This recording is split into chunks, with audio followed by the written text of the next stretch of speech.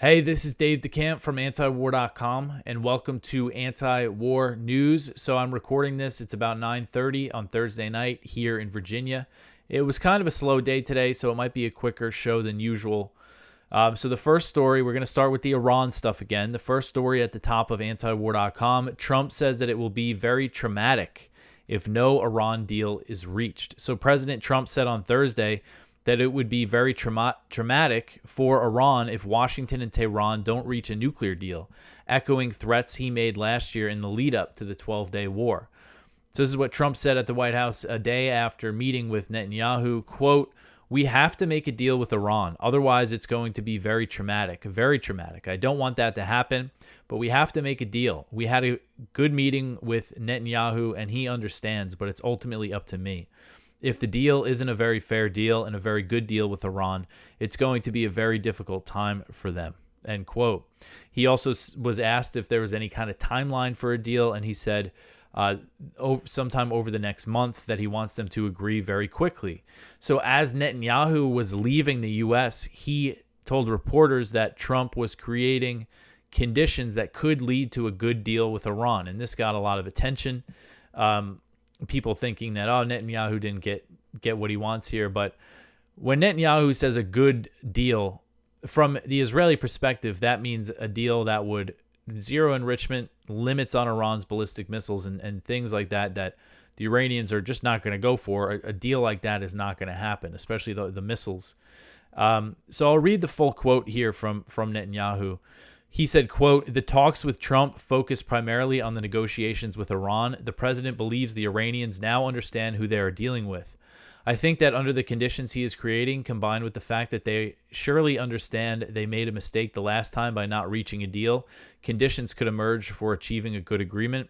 I won't hide from you that I expressed general skepticism about the quality of any agreement with Iran. If an agreement is reached, it must include the elements that are important to us, to the state of Israel, and in my view, to the entire international community, not only the nuclear issue, but also ballistic missiles and Iran's proxies in the region." End quote. So again, if Netanyahu is saying that he thinks Trump is creating, it sounds like he's saying, Trump told me, we're going to go for the deal that you want, and that means that a deal is not going to happen if that is what the U.S. is going to try to do here. Now we've seen the reporting that when it came to the actual negotiations with Iran, they dropped these demands. It was just about the nuclear issue. Is that true? I don't know. I mean, Trump is sending us every signal that it's not. He said the other day that it should include the missiles. According to the Israeli news site Ynet, the Israelis have laid out several conditions for the deal, including limiting Iran's ballistic missiles to a range of 300 kilometers, so they wouldn't be able to come close to Israel if that was their limit. Zero nuclear enrichment, and an end to support for its allies in the region.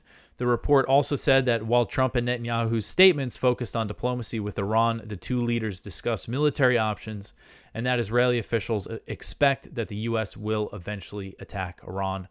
That report said some interesting things. It said Netanyahu didn't want to give the impression that he was there trying to push Trump into a war, and that Trump didn't want to give the impression that he was being led into war by Netanyahu.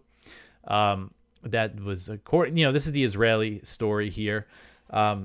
So, I know, as I've been saying, I'm pretty pessimistic about this whole thing. I still think that war is going to happen. To me, it still does seem like it's eventually going to happen. But I know people who think that there's a chance it might not, based on basically the fact that they are worried about, Iran's missiles and this just turning into a full-blown major war, and Iran doing things that could really hurt the global economy, like shutting down the Strait of Hormuz or targeting Saudi oil infrastructure. If this turns into full-blown war like Iran and its allies versus the U.S., Israel, and everything, it can really get big here. And it's, they have to worry about the interceptors and everything. What was it? The U.S. used something like 20% of its THAAD interceptors during the 12-day war. I know, according to the Wall Street Journal, they have moved a third THAAD interceptor into the Middle East, which is a sign that they're getting ready for war. They have this buildup, this potential second aircraft carrier is on the way.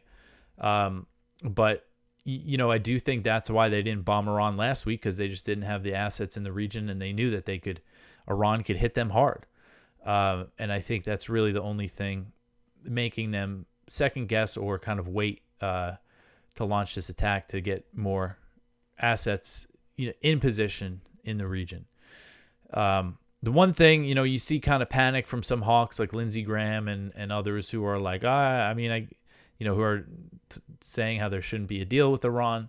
But we'll see what happens. Again, this is it's almost like deja vu, what Trump is saying here, kind of giving them a timeline, saying, oh, it'd be a shame if there was no deal.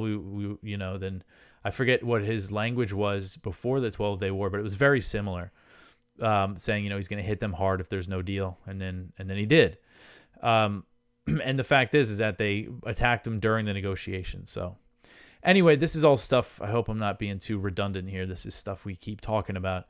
But the next story here, the U.S. smuggled thousands of Starlink terminals into Iran during protests. So the Wall Street Journal reported on Thursday that the U.S. smuggled thousands of Starlink terminals into Iran in January to support anti-government protesters inside the country. The report said that the State Department purchased 7,000 Starlink terminals several months ago with the aim of providing them to anti-government elements inside Iran, and that about 6,000 were smuggled into the country in January after the Iranian government cut internet access as part of its crackdown against the protests. The report contradicts the Trump administration's claims that it did not provide any material support to the protesters, though President Trump was publicly encouraging them. I put in this Truth Social post that he put out. This was back on January 13th when he said, Iranian patriots, keep protesting, take over your institutions. Help is on the way. I mean, yeah, I was on Due Dissidence today, which was cool. And this is something I mentioned, this is something as Americans, we can't even fathom if Putin or Xi put out a tweet or whatever saying, to the ICE protesters, keep going and, we're with you and take the names of the killers and abusers. They will pay a big price. This is the language Trump is using. We just can't even imagine what the U.S. response to that would be. But anyway, the unrest involved, so I think based on the what we're seeing here is that these Starlink terminals were smuggled into Iran, likely through Iraqi Kurdistan. It doesn't say that in the report, but if you see this picture here, this is a screenshot from Iranian state TV at the end of January. They said that they confiscated 51 Starlink terminals that were coming in through Iraqi. They confiscated in the Kurdistan region of Iran, which borders Iraqi Kurdistan. And there was clashes during these protests between Kurdish militants and Iranian security forces, and reportedly the Kurdish militants came in through Iraq. And so Iraqi Kurdistan, the U.S. has a military presence there, has a military base, and has a new huge consulate. So that means the U.S. has intelligence assets and things in that part. And I believe it's known that the Mossad has a lot of is very has a presence in Iraqi Kurdistan and everything. So that's probably where these Starlink terminals came from. And we've also seen Scott Bessent, the Treasury Secretary, boast about how U.S. sanctions collapsed the Iranian economy and sparked the protests. And when it comes to numbers, a lot of people ask me how many people were killed, in these few weeks in Iran. I don't know. I have no idea. I know the Iranian government, their number, they've said that 3,100 people were killed, including a few hundred Iranian security forces. One of the U.S. funded, NED funded NGOs, they're claiming at least 7,000 people were killed. They say that they're investigating more alleged deaths, and they said over 200 Iranian security personnel were killed as well, which, so we know that there were some attacks. There were attacks on Iranian security forces. But when it comes to the numbers, I just don't know. But you see these huge numbers that are being put out without any sourcing. I just would not believe those numbers, because there's just it's just CBS had a report. They just say a number and according to a source in Iran, and that's it. All right, so the next one here, Russia is willing to keep New START limits. So Russian Foreign Minister Sergei Lavrov said on Wednesday that Russia will maintain the limits of its nuclear arsenal imposed by the now expired New START treaty if the U.S. does the same. New START was the last nuclear arms control treaty between the U.S. and Russia and limited the number of nuclear warheads that each side can deploy at 1,550 and the number of deployed and non-deployed strategic launchers at 800. Before the treaty expired last week, Russia proposed a mutual agreement to extend the limits, but the U.S. didn't respond. But Lavrov's comments suggest, this offer is still on the table if the U.S. Wants to take it. So he said, quote, the initiative put forward by President Putin for the parties to the treaty on strategic offensive arms to continue voluntarily observing its central quantitative limits was left without an official response from the American side. We proceed from the understanding that the moratorium announced by President Putin remains in force on our side, but only as long as the United States does not exceed the above limits.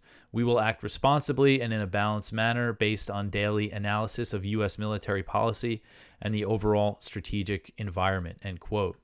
And President Trump has said that he doesn't want to extend New START. So this appears to be, Lavrov is saying here is that Russia is going to keep things as they are when it comes to their nuclear deployments, and they're keeping an eye on the U.S. And if they see the U.S.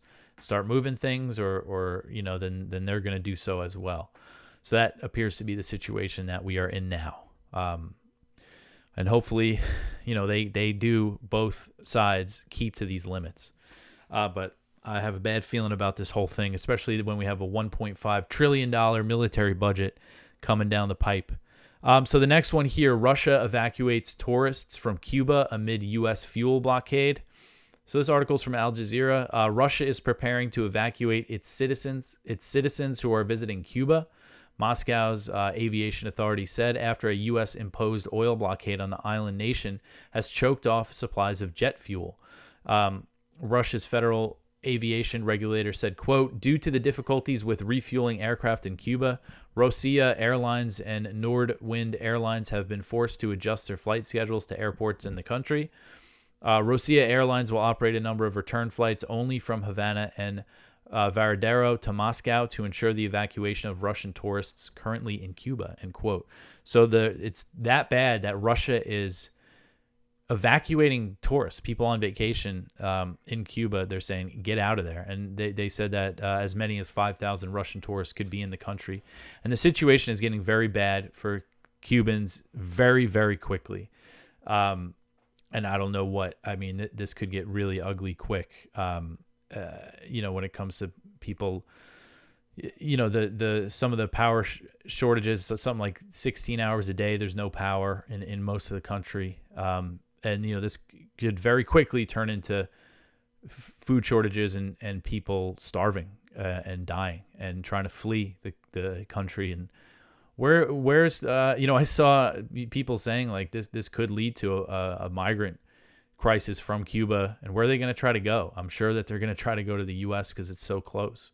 That's kind of the tragedy of this whole thing, of this whole embargo that's still in place after the Cold War. Like, it's a country, it's so close to the U.S. It's just right there. Just lift the sanctions, trade with them, let our people take a boat ride there, start a ferry, and but instead they kept the sanctions on because of, the political faction that Marco Rubio represents. All right, so the next one here, the U.S. confirms withdrawal from Syria base. So this is basically the same story from yesterday. I just updated it. So the U.S. military, U.S. Central Command, has confirmed that its forces pulled out of Al-Tanf, the base in southern Syria. And this is, someone pointed out in the comments, asked, didn't they move troops around the region before the last war with Iran? And I didn't even kind of put two and two together. I was thinking of Syria kind of as its own thing. But, they say that the bases in Syria and Iraq are very exposed to Iranian missile attacks. So it could be part of it, but I'm hoping it's not. I'm hoping that they're realizing that this whole continued military intervention in Syria is futile, and that it's not about getting ready for a war with Iran. Because if they're evacuating a whole base for that purpose, that means that they're getting prepared for something big. But again, hopefully that's not what this is here, but I guess it's possible.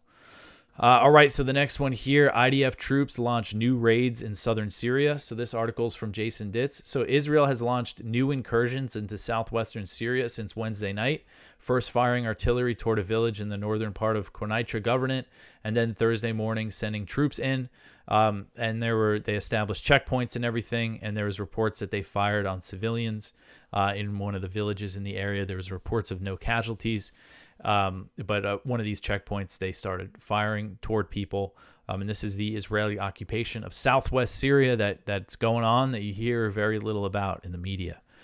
The next one here, Lebanon to debate effort to monopolize arms north of the Litani River.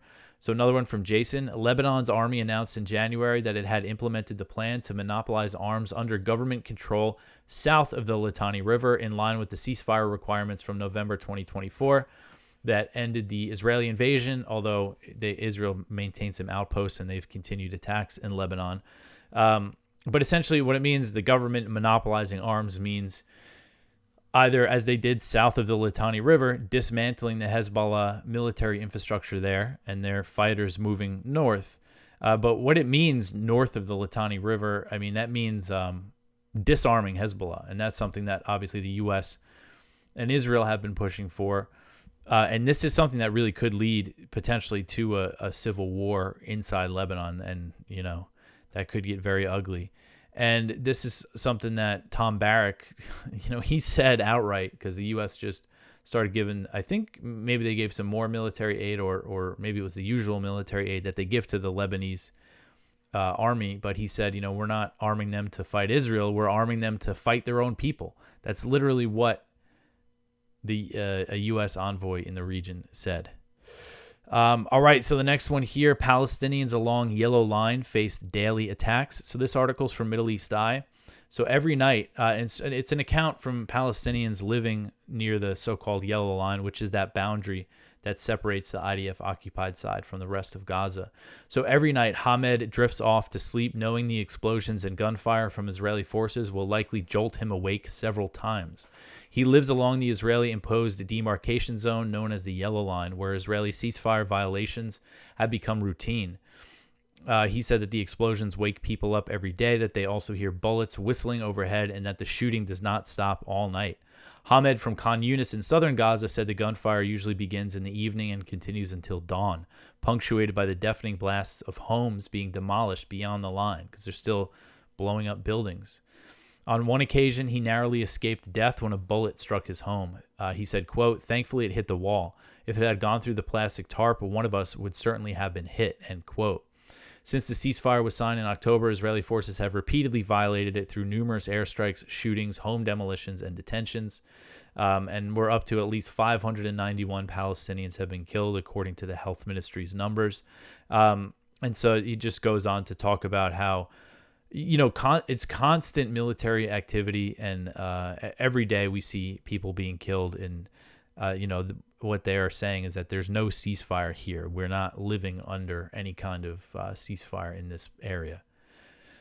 So the next one here, the IDF kills a Palestinian man northeast of Gaza City. This is just a short report from Wafa, the Palestinian news agency. So a Palestinian man was killed Thursday by Israeli forces northeast of Gaza City. According to medical sources, Mohammed Salim Daba Bish was killed by Israeli army fire in the Zarqa area of the Tufa neighborhood northeast of Gaza City. Furthermore, 4 other Palestinians were wounded from Israeli gunfire on Salah al-Din Street in the central Gaza Strip.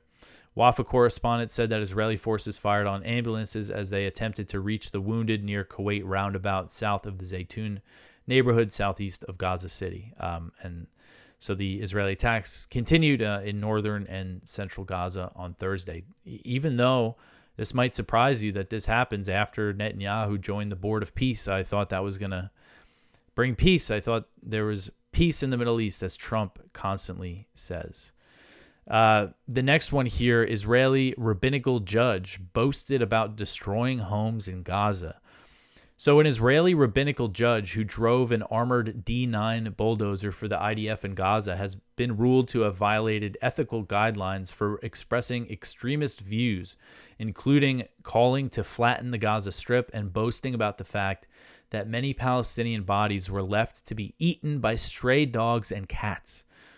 So this is Rabbi Avraham Zarbiv. He made these comments during an appearance on Israel's Channel 14 last year, and I had missed this. So the story here that was in the news today was that this Israeli, I forget the title of the official, ruled that he violated ethical guidelines by making some of these comments.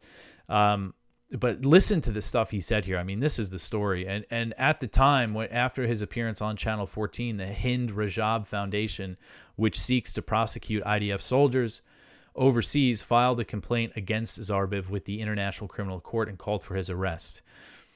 And you'll see why here. So Zarbiv told Channel 14, quote, "You don't understand what it's like to knock down a 7-story building, 6 stories, 5 stories, one after another. Every house is on edge. Each week, they're taking 20 meters, 30 meters, 50 meters a week. There is no threat from the flanks. There is no threat from behind because there are no flanks and no behind, just advancing forward, and everything is destroyed," end quote. When asked what he has to give to the people of Israel, Zarbiv said, quote, "Israel, let me tell you, we have crushed them. There are tens of thousands of dead. The dogs and the cats ate them because no one collected them. Tens of thousands of families. They have not a piece of paper, no childhood photo, no IDs. They have nothing, no home. There is nothing. They come, they have no idea where their house is. It's something unbelievable," end quote. And he's saying this as if this is great. This is good. That's the context here. And he also, posted all these videos of him destroying these homes, destroying these buildings. And one person in one of the videos, a person who was filming said that Rabbi Zarbiv is Zarbiving a house live from Gaza. And the people on the news network called him the flattener of Jabalia, which is in northern Gaza, which was completely destroyed. This is toward the end of 2024 when they really destroyed Jabalia. And according to Haaretz, Israeli state ombudsman Asher Kula ruled that Zarbiv violated a code of ethics on the basis of expressing his worldview on matters of public controversy. So a very polite statement here from Kula. This is what he wrote in his opinion, quote, "With all due respect to the rabbinic judge's prolonged military service, as well as his significant contribution during the war, the soldier's uniform does not shed him of the robe of a rabbinic judge, nor of the ethical duties that continue to apply to him even during his military service," end quote. So they're saying, he spoke about a controversial issue that he shouldn't have publicly spoke about, essentially. But I mean, just saying the dogs and the cats ate them because no one collected them. And again, saying this as if this is good bragging about this. All right, so the next one here, the U.S. bombed Somalia for the 30th time this year. So U.S. Africa Command announced in a press release that its forces launched an airstrike in Somalia on February 10th, marking at least the 30th U.S. airstrike in the country this year as the Trump administration continues bombing the country at a record pace. So I won't spend too much time on this because I covered this the other day, that on February 10th, the Somali Defense Ministry, the U.S.-backed Somali Defense Ministry, said that its forces, this is in the same area where this airstrike was launched near Kismayo in southern Somalia, in the southernmost province. So the Somali Defense Ministry said that they conducted an operation against al-Shabaab and killed 14 al-Shabaab guys. Al-Shabaab claimed that they launched a successful ambush against U.S. and Somali forces and killed 37 people. Actually 32, sorry. And so vastly different claims from the U.S.-backed force and al-Shabaab, and neither side's claims has been verified. And AFRICOM, I asked them if they could clarify anything, and they haven't gotten back to me. So don't know exactly what happened on the ground, but the U.S. launched another airstrike. We're up to number 30 of the year, and this war goes on. All right, so the next one here, the EU is considering establishing military bases in Ukraine. So this one's from Kyle Anselone at the Libertarian Institute. The European Union is considering establishing 2 military bases in Ukraine to train new soldiers. Russia has threatened to strike any Western forces that go into Ukraine. So this is EU Foreign Policy Chief Kaja Kallas. She said Wednesday, quote, "We have been," and I know I probably got her name way wrong there. I apologize to my European friends, though I'm sure don't take offense at me butchering her name. She said, quote, "We have been discussing the training of the Ukrainian soldiers also on the soil of Ukraine. We have identified 2 training centers that could be used for that purpose," end quote. So they're still pushing this idea that they're going to send troops into Ukraine after a peace deal is signed, even though Russia has said over and over and over and over again that they're not going to accept that they're just going to continue the war if that is the condition. It's almost as if they want the war to continue. All right, so that is it for the news for today. Please go check out our viewpoints. One from Ted Snyder: "When did starvation become an acceptable tool of foreign policy?" One from Daniel Larison: "The good deal lie." One from Ryan McMacken: "In spite of what Zionists say, it's a good thing to criticize governments." One from Gary Sampson: "Cut bloated military commands, get rid of mission creep." And our spotlight is from Gregory Shupak: "Leading papers call for destroying Iran to save it." So please go check all that out. Lots of stuff to read at antiwar.com, even if you watch this show. So that's it. That's it for the week. Hopefully no new wars this weekend. Every weekend now, I think, something could happen. But hopefully we have a nice one. No, nothing new pops off this weekend. But I hope everybody has a good one. I think people are enjoying posting the show earlier for those who watch at night. It seems to be working out, and I've been getting it, up early enough, I think. But anyway, that's it for me. That's it for the week. I will be back in a few days, and I'll talk to you then. Thanks for listening.